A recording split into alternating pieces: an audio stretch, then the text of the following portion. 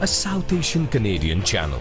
ਪ੍ਰਧਾਨ ਮੰਤਰੀ ਨਰਿੰਦਰ ਮੋਦੀ ਦੀਵਾਲੀ ਦੇ ਮੌਕੇ ਤੇ ਜੰਮੂ ਕਸ਼ਮੀਰ ਦੇ ਕਾਰਗਿਲ ਪਹੁੰਚ ਗਏ ਨੇ ਅਤੇ ਪੀਐਮ ਮੋਦੀ ਅੱਜ ਫੌਜ ਦੇ ਜਵਾਨਾਂ ਨਾਲ ਦੀਵਾਲੀ ਮਨਾਈ ਗਈ ਹੈ। ਮੋਦੀ ਦੇ ਵੱਲੋਂ ਪਹਿਲਾਂ ਅਯੋਧਿਆ ਦੇ ਵਿੱਚ ਦੀਪ ਉਤਸਵ ਪ੍ਰੋਗਰਾਮ ਦੇ ਵਿੱਚ ਸ਼ਾਮਲ ਹੋਏ ਸੀ। ਇਸ ਦੌਰਾਨ ਉਹਨਾਂ ਰਾਮ ਜਨਮ ਭੂਮੀ ਮੰਦਿਰ 'ਚ ਪੂਜਾ ਅਰਚਨਾ ਵੀ ਕੀਤੀ ਸੀ। ਨਾਲ ਹੀ ਪੀਐਮ ਮੋਦੀ ਨੇ ਦੀਪ ਉਤਸਵ ਪ੍ਰੋਗਰਾਮ ਦੇ ਵਿੱਚ ਹਿੱਸਾ ਲਿਆ। ਸੰਬੋਧਨ ਕਰਦਿਆਂ ਮੋਦੀ ਨੇ ਅੱਗੇ ਕਿਹਾ ਕਿ ਮੇਰੇ ਲਈ ਤੁਸੀਂ ਸਾਲਾਬੱਧੀ ਮੇਰਾ ਪਰਿਵਾਰ ਹੋ।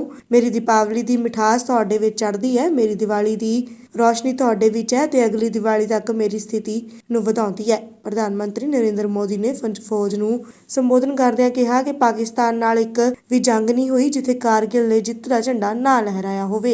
मेरा सौभाग्य है, मुझे बरसों से दिवाली आपके बीच बॉर्डर पर आकर मनाने का अवसर मिल रहा है। एक और देश की संप्रभु सीमा और दूसरी ओर उसके समर्पित सिपाही, एक और मातृभूमि की ममतामय मिट्टी और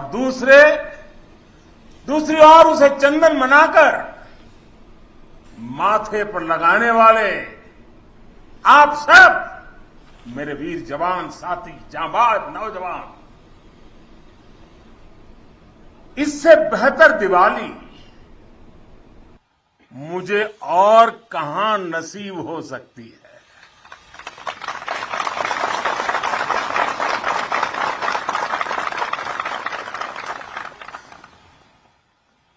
और हम सिविलियन लोगों की दिवाली, हमारी आतिशबाजी, और कहां आपकी आतिशबाजी। आपकी तो आतिशबाजी अलग होती है, आपके धमाके भी अलग होते हैं। साथियों, शौर्य की अप्रतिम गाथाओं के साथ ही हमारी परंपरा मधुरता और मिठास की भी है। इसलिए भारत अपने त्योहारों को प्रेम के साथ मनाता है। पूरी दुनिया को उसमें शामिल करके मनाता है। आज कारगिल की इस विजय भूमि से आप सब जवानों के बीच से मैं सभी देशवासियों को और पूरे विश्व को दीपावली की हार्दिक बधाई देता हूं।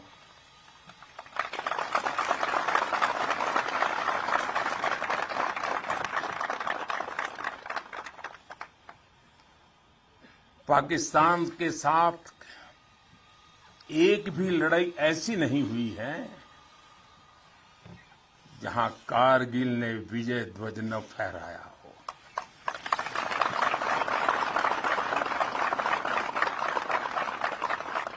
आज के वैश्विक परिदृश्य में प्रकाश का ये पर्व पूरे विश्व के लिए शांति का पथ प्रदर्शन करे, ये भारत की कामना है। साथियों, दिवाली का अर्थ है आतंक के अंत के साथ उत्सव, आतंक के अंत का उत्सव। यही कारगिल ने भी किया था।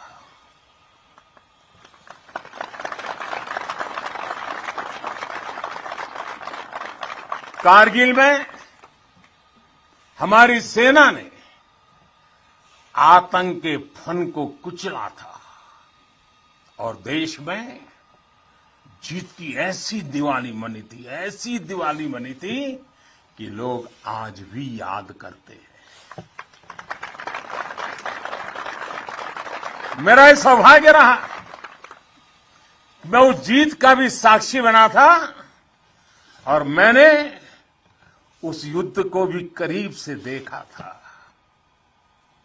मैं हमारे अधिकारियों का आभारी हूं कि यहां आते ही मुझे 23 साल पुरानी मेरी वो तस्वीरें दिखाई जो पल मैं आपके बीच में बिताता था, मेरे लिए वो पल बड़ी भावुक थी जब मैं वो फोटो देख रहा था। और मैं आप सबका बहुत आभारी हूं कि आपने मुझे यादों के अंदर वीर जवानों के बीच में बीते हुए मेरे पल को फिर से आपने मुझे याद करा दिया। मैं आपका बहुत आभारी हूं।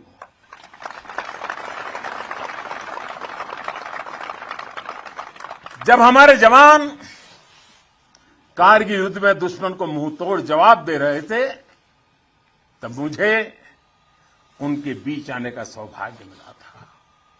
देश के एक सामान्य नागरिक के रूप में मेरा कर्तव्य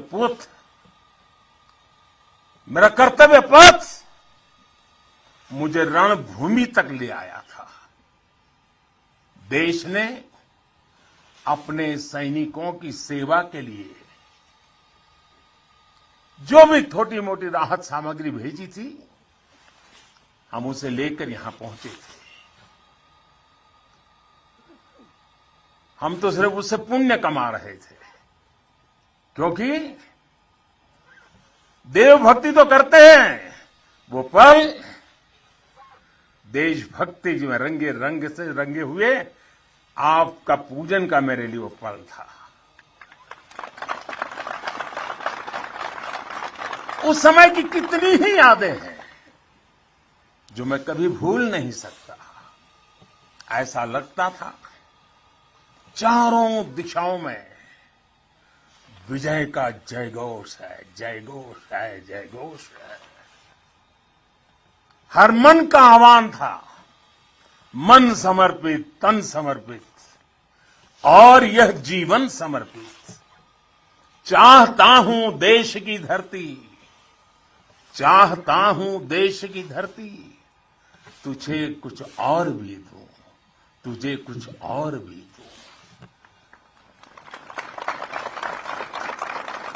साथियों, हम जिस राष्ट्र की आराधना करते हैं,